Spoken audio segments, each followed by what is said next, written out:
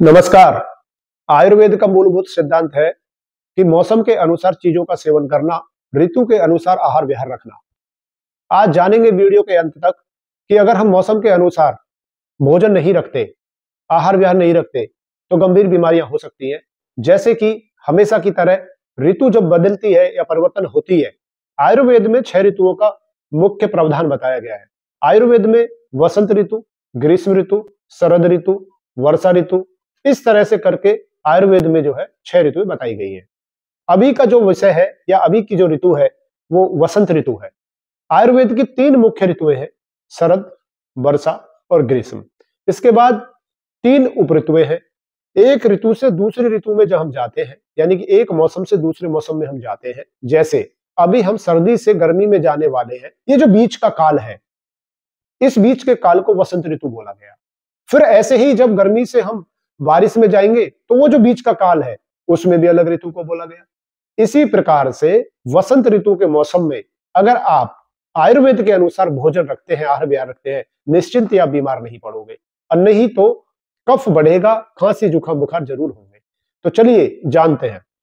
देखिए, आयुर्वेद में हर व्यक्ति की अपनी प्रकृति अलग अलग बताई गई है, हर व्यक्ति की। और ऐसे करके आयुर्वेद 7 प्रकृतियां बताई गई है। जैसे वात प्रकृति है, पित्त प्रकृति है, कफ प्रकृति है, सन्निपात प्रकृति है जिसमें वात पित्त और कफ को लिया गया है, साथ में वातज पित्तज प्रकृति है, पित्तज कफज प्रकृति है। इस तरह से 7 प्रकृतियां हैं। उन प्रकृति के अनुसार भोजन बताया गया है, वह भोजन ऋतु के अनुसार बताया गया है।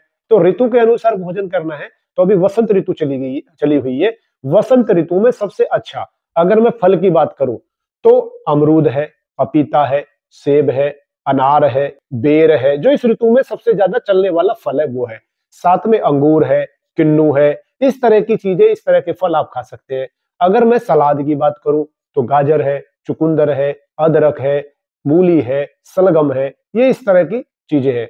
अगर आप दाल की बात करें, चना है, मूंग है, मसूर है, ये इस ऋतु में खा सकते हैं। सब्जियों की बात करूं तो कसाय वाली चीजों का है वर्णन है, क्योंकि आयुर्वेद में स्पष्ट बोला गया है कि वसंत ऋतु के समय कफ बढ़ता है, क्योंकि अग्नि शरीर में जो बल है वो मध्यम होता है, ना बहुत कम ना बहुत ज्यादा। इसलिए उन्होंने कहा कि ऐसा भोजन जो सुपाच्य हो, जो पचने में आसानी हो, और जो बहुत ज्यादा मीठा ना हो, बहुत ज्यादा खट्टा ना हो, बहुत ज्यादा तीखा ना हो। खट्टा, तीखा और मीठा होगा तो आपका कफ बढ़ेगा, और कफ बढ़ के आपको खांसी जुकाम बुखार जरूर होगा। तो उन्होंने बोला है कि इस मौसम में ऐसी सब्जियां, जो सब्जियां कटु हो, जैसे मतलब कड़वी हो, जैसे कसाय हो, जैसे कुंदरू है, साथ में आपका पालक है, मेथी है, सरसों है, बथुआ है, करेला है, इस तरह की सब्जियां उन्होंने बताई है। साथ में उन्होंने ये आयुर्वेद में ये भी बताया गया है कि इस मौसम में गुनगुना जल पीना है, और पेट भर के, यानी कि बहुत पेट को भर के भोजन नहीं करना है, हल्का भोजन करना है। और अनाज में वहां बताया गया है कि आप मूंग, जौ और चने की रोटी खा सकते हैं, बाजरा, जौ, चने की रोटी खा सकते हैं। इस मौसम में, यानी कि वसंत ऋतु के मौसम में पानी गुनगुना पीना है। और एक स्पष्ट बोला है आयुर्वेद में कि इस मौसम में अगर 24 घंटे में एक ही समय आपको भूख लग रही है तो एक ही समय भोजन करिए, भोजन ज्यादा करने का प्रयास ना करिए। और एक बताया गया है कि इस मौसम में भूल कर भी व्यक्ति को दिन में नहीं सोना चाहिए, क्योंकि अगर व्यक्ति दिन में सोएगा तो उसका कफ बढ़ेगा, और कफ बढ़ के फिर वो बीमार होगा, और बीमार होकर उसको परेशानी बढ़ेगी। तो आयुर्वेद में ऋतु के अनुसार, प्रकृति के अनुसार भोजन का वर्णन बताया गया है। तो जरूर हम अपने जीवन में इसको अपनाएं, और वसंत ऋतु में अपने वसंत ऋतु मतलब सर्दियां जा रही हैं, गर्मियां आने को है, दोनों के बीच की जो ऋतु है उसको वसंत ऋतु बोलते हैं। तो आयुर्वेद के अनुसार, ऋतु के अनुसार अगर आप भोजन को रखेंगे तो निश्चित ही आप अपनी बीमारियों से दूर रहेंगे।